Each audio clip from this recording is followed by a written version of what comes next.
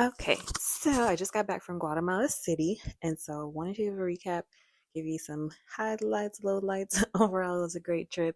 I was there for 6 days and 5 nights.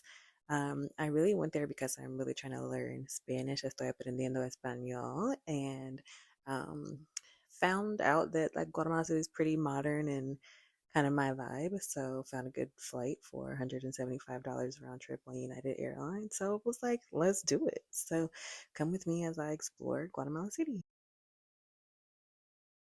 Okay, so getting there, I took a flight, United Airlines. It was a direct flight from Dulles Airport in DC to Guatemala City. It was $175 total with taxes and everything. It was one of United Airlines' basic economy trips, so basically it's like their version of Spirit. So you can't pick your seat, you can't bring on a full size carry-on, all that type of stuff, and then it's not refundable, all the things. I use this website called wonderlog.com to plan my trips, and if you have a premium membership with Wonderlog, they periodically send you emails that give you deals from your home airports. So it'll say, hey, there's these flights to Guatemala City or to Amsterdam or to wherever from Washington DC for hundreds or 200s round trip. I just happened to be researching Guatemala City, and then a couple of days later, I got an alert that that flight was available. So I picked my dates based on that. So I'm always pretty flexible with dates. Um, so I did that, picked the days that they said were the cheapest and went with it. And it just happened to fall on All Saints Day in Guatemala City, so it was perfect where I stayed. So I am a travel advisor through Fora Travel. So I get a lot of travel perks in general, and I get paid to travel because I get commission off the things that I book. Primarily, to be completely honest, I'm my own client for the most part. I've had a couple of other friends that I've booked for here and there, but really I book for myself. So I wanted to take advantage of some of those perks and some of the commission that I recently got. So most of this trip was covered by the commission I've received from other trips that I've booked for myself. So I decided to go with the Hyatt Centric in Guatemala City, which is in Zona 10 or Zone 10, which is also known as Zona Viva. And that is the zone where there's lots going on. So there's the malls, there's lots of restaurants, lots of nightlife, things like that. So I stayed in the Hyatt Centric for the first 2 nights. And then the last 3 nights I stayed in Zona 4, which is Zone 4, which is more of like the hipster side of town. And I stayed at the Good Hotel in Guatemala City, which you'll see a little bit later in the video. Both hotels had their own things that I really liked about them, and both of them had things that I didn't love so much, but overall I liked them a lot.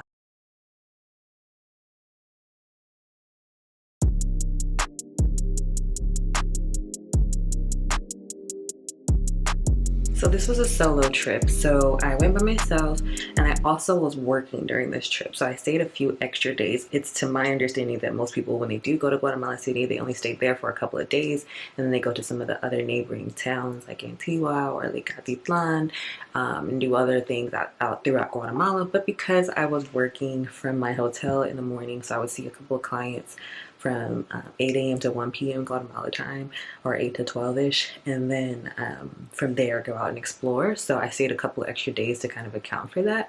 And then one of the days when I was there, I did go to a volcano. And so what I liked about doing that is that I didn't have to miss out on any money, obviously, but also I got to like kind of slow walk some things and really get to experience and explore the ways that I wanted to, which is what I really love about solo traveling. So one of the days I had a tour guide who took me around the city and showed me all the like popular things to check out, some of the photo-worthy places, some of the historical sides of town, told me the differences between the different zones, things like that. And then the rest of the days I just kind of explored on my own, except for when I went to the volcano. When I went to the volcano, I did have a tour guide that took me there, and then also took me up on that hike, which was a hike. Even though they say it's a beginner hike, it's really not a beginner hike. Well, to me, it's not a beginner hike. Maybe I was just out of shape. Maybe the altitude was a little too much for me. I don't know, but I was struggling getting up that volcano. They do have horses that help you with getting up the volcano, but I was like, I ain't no punk. I don't want this horse. So they had the guy every 5 minutes or so. He's like, you sure you don't want to get the horse? I'm like, nah, I'm good. I'm staying on this hike. I'm getting this workout in. That was the whole reason I wanted to do this. So still sore from that. It's been a couple of days now. I'm still sore from that workout, from that hike, but it was definitely worth it to experience the volcano. Volcán Pacaya is one of the active volcanoes, even though they said it's dormant right now, so it hasn't been active in a couple of years. But it was great to get to experience that, and that probably was my favorite part about the trip.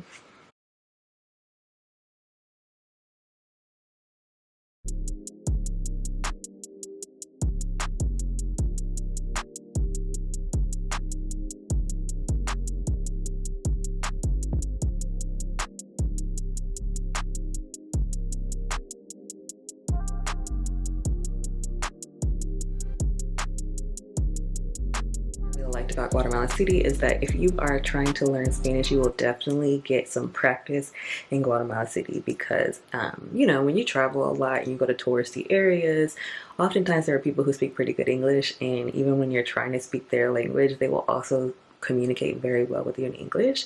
In Guatemala City, it was kind of like a 50-50 chance that you would run into someone that could speak English and have a full-blown conversation with you in English.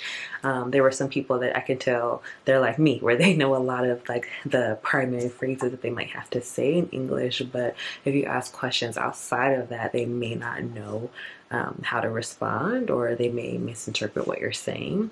And that meant for me that I really got to practice my Spanish and really had to force myself to use some different words and things that I don't usually have to when I go visit other countries, because they usually will say, oh, you mean this. And so here it was like, oh no, you don't know what I'm saying at all. Now I have to figure it out, or I have to pull out my Google Translate or whatever else. But that's what I really was looking for and really needing. I'm in this space in my life where I'm ready to like fully immerse myself in the Spanish language. So this is a perfect place to do it, because there's like just enough English speaking around you while also still pushing you past your comfort zone there. So yeah, I think I could really appreciate that and would definitely come back to continue to immerse myself in the language.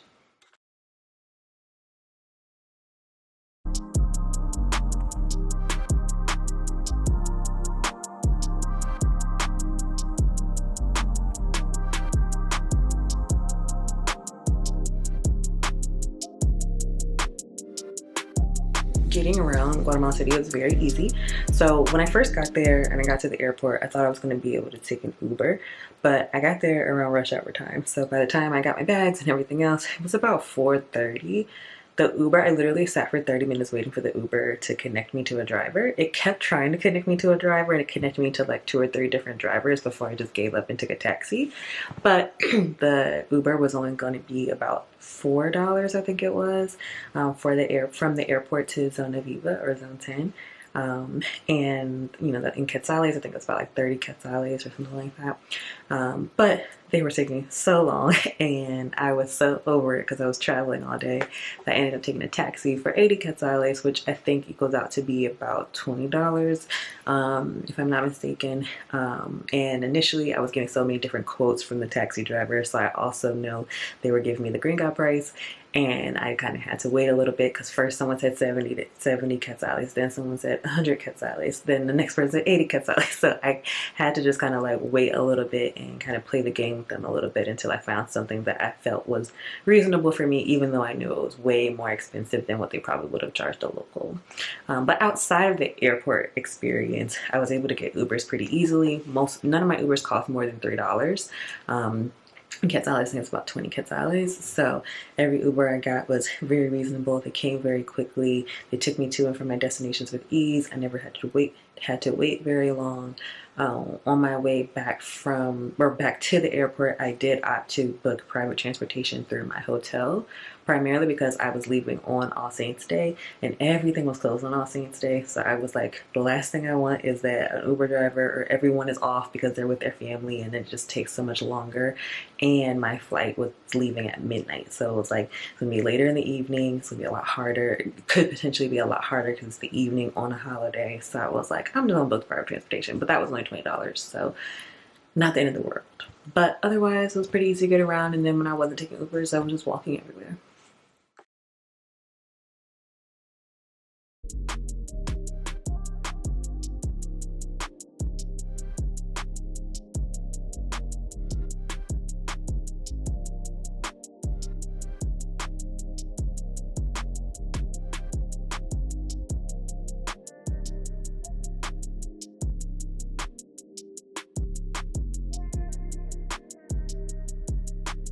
So that wraps up my trip. I hope that maybe I inspire you to visit Guatemala City, especially if you're wanting to learn Spanish.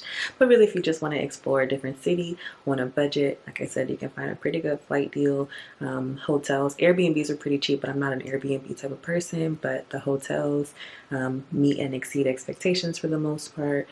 There's lots to do and explore. It's a nice place to go for a quick getaway. And if you want to explore more of the like Guatemalan history and heritage and some of the Mayan culture things, there's also things you can do for day trips or just to like to go from one city to the next within Guatemala. It's pretty easy to do. So hope that inspired you and stay tuned for more.